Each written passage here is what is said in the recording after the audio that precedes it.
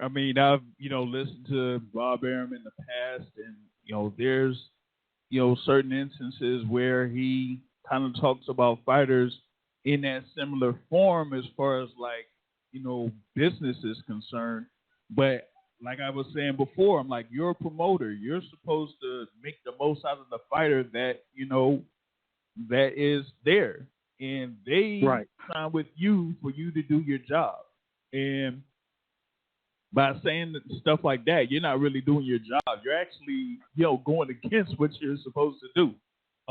Like I've kind of, talked about previous example, when he had Guillermo Rigondeaux, and this was like right after Guillermo Rigondeaux defeated Nonito Donaire, and he pretty much like said pretty much the same thing about Guillermo Rigondeaux, and that really kind of like nullified the potential that Guillermo Rigondeaux had as a fighter from a marketability standpoint. And you also did have actually a few days ago, another fighter there, former world champ Sean Porter, kind of chime in on it and say that what Bob Arum said. You don't say that out in public. That's something that you keep under wraps. You don't say that out in public. And by doing that, you kind of hurt not only you're hurting your fighter, you're hurting your business.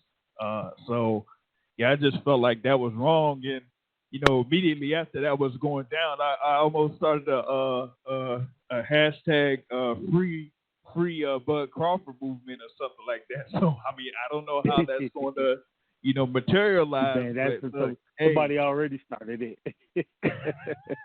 I seen it a couple of days ago. Hashtag free Bud Crawford.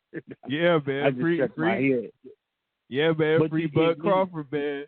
When you look at it, you can look at it at two different points of view. At the end of the day, it is business. Terrence did sign a contract with the company, and they obligated to make these things happen. And and we're going to get down to it.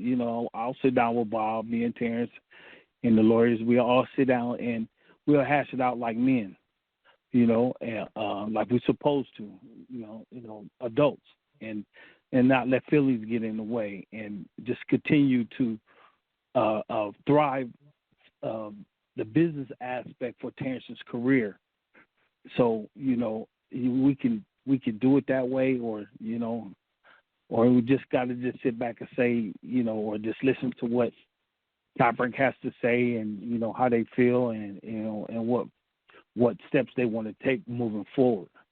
And and I will say this: Bob has done a lot in Top Rank, and Carl Moretti and Brad Goodman and Bruce Trampler. They have done a good job with Terrence's career, because we got over there, he was like 11-0. Now the man's 37-0 with 28 knockouts. So, and he's fighter of the year, BWAA fighter of the year, SB winner from ESPN.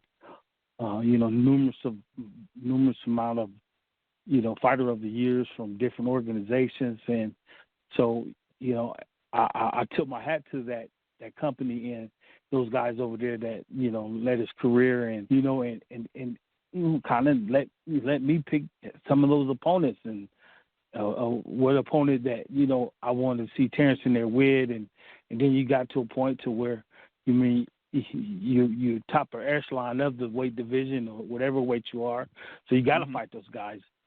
But leading up to that point, you want to develop your fighter, develop his mind, develop his skills, because not everybody can come out of the amateurs and your second fight or your first fight, your third fight, and fight for a world title. A lot of guys of our color or our statutes don't get that opportunity. So so we had to like the youngsters say now, we had to get it from the mud. We had to start from the bottom. And when they say, well, now we're here, and it's a long journey, and you got to be patient with the fighter. You got to be patient with the company. You have to be patient with matchmakers, and you got to be patient with, the process.